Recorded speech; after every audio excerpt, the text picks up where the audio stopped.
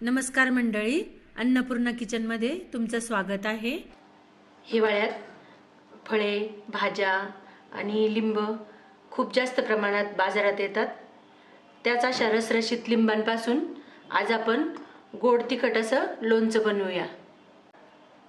लोणचं बनवण्यासाठी मी असे चांगले लिंब घेतलेले आहेत। हे 40 लिंब आहेत आणि वजनी केले तर हे 1.25 किलो लिंब आहेत।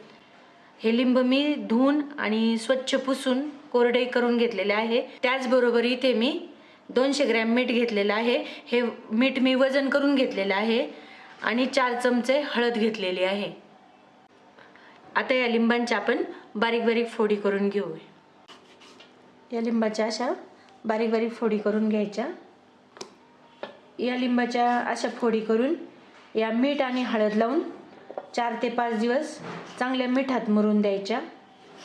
याच पद्धतीने आपण सगळ्या लिंबांच्या अशा फोडी करून घेऊ। अशा रीतीने आपले सर्व लिंब कापून झालेले आहेत। लिंबाच्या फोडी कापून झालेल्या आहेत। आता एक असं एक डबा वगैरे किंवा काही दुसरं भांडं घ्यायचं, मग त्यात ह्या फोडी सगळ्या टाकायच्या आणि ठेवायच्या। लिंबाचा रस सुद्धा या फोडींमध्येच घालायचा। यात हे आपण 200 ग्रॅम मीठ घेतलेलं आहे। हे संपूर्ण मीठ टाकायचं याच्यात।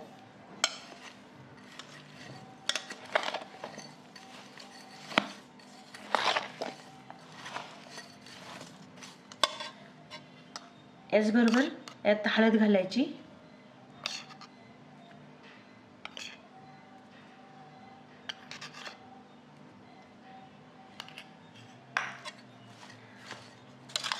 आता हळद आणि मीठ सगळ्या लिंबांना व्यवस्थित लावून घ्यायचं।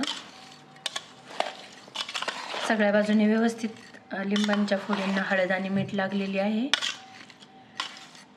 आता हा डब्बा असंच झाकून 4 ते 5 दिवस ठेवायचा, म्हणजे हे मीठ आणि हळद चांगलं लिंबांच्या फोडीत मुरतं आणि मग 4 ते 5 दिवसांनी आपण हे लोणच्याची पुढची कृती करूया। दिवसातून एकदा याला चांगलं सगळ्या बाजूंनी मिक्स करायचं, म्हणजे वरच्या ज्या कोरड्या फोडी आहेत त्यांना पण चांगल्या भिजतील त्या। जर चांगलं उलटणीने हलवता नाही जर आलं तर असं करायचं, म्हणजे ऑटोमॅटिक सगळ्या खालच्या फोडी वरती येतात आणि वरच्या फोडी खाली जातात आणि आपलं छान सगळीकडून हळद आणि मीठ फोडींना लागतं। लिंबाच्या फोडी हळद आणि मिठात ठेवून 4-5 दिवस झालेले आहे।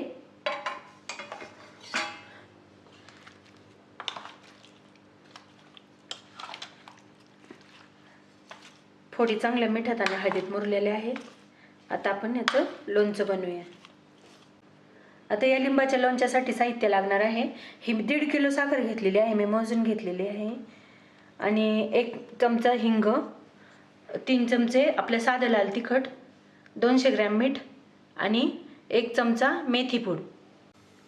सगळ्यात पहिला आपण साखरेचा पाक करून घेऊ। पाकासाठी कढई तापायला ठेवलेली आहे। आता कढईत साखर घालते। या साखरेत साखर बुडेल इतकंच पाणी घालायचं।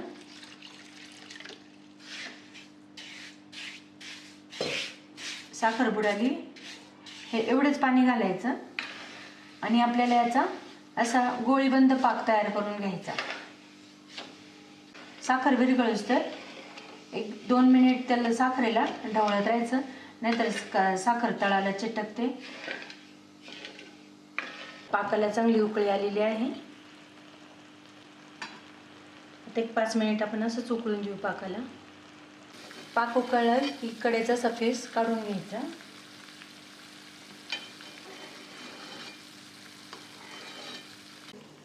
त्या पाकाची गोळी करण्याकरता असं डिशमध्ये पाणी घ्यायचं बघण्याकरता, आणि असा पाक थोडासा पाण्यात पाक घालायचा थोडासा।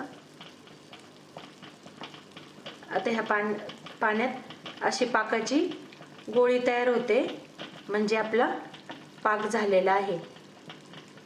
अशी पाण्यात गोळी तयार झाली पाकाची, म्हणजे आपला पाक झालेला आहे। आता आपल्या पाकाची गोळी तयार झालेली आहे, म्हणजे आपला पाक आता पूर्ण तयार झालेला आहे. या पाकात आता आपण लिंबाच्या फोडी घालू.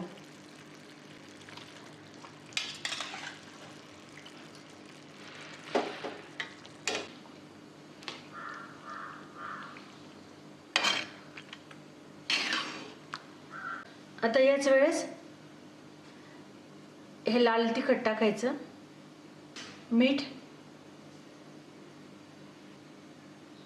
हिंग आणि मेथीपूड.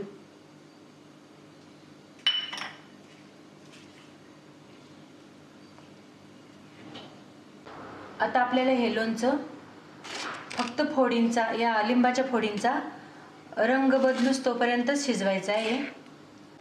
आता मसाले आणि साखर, लिंबाच्या फोडी अशा सगळ्या एकसारख्या एकजीव झालेल्या आहेत, एक मिक्स झालेला आहे. आता हे आपण एक 5 ते 7 मिनिट असं चांगलं शिजवून देऊ. आता पूर्णपणे असा फोडींचा कलर बदललेला आहे.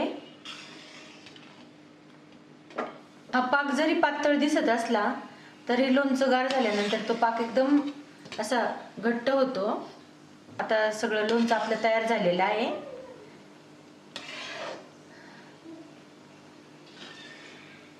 आता मी गॅस बंद करते. आता हे लोणचं एकदम गार होऊन द्यायचं, एकदम गार होऊन दे. म्हणजे आता याला जवळजवळ आपण आज दुपारी केले समजा मी, तर उद्या दुपारपर्यंत याला गार होऊन देणार आहे. मग उद्या दुपारी मी याला एक स्वच्छ काचेच्या किंवा कोणत्या बरणीत भरणार आहे. एकदम गार झाल्यानंतरच ते लोणचं भरायचं.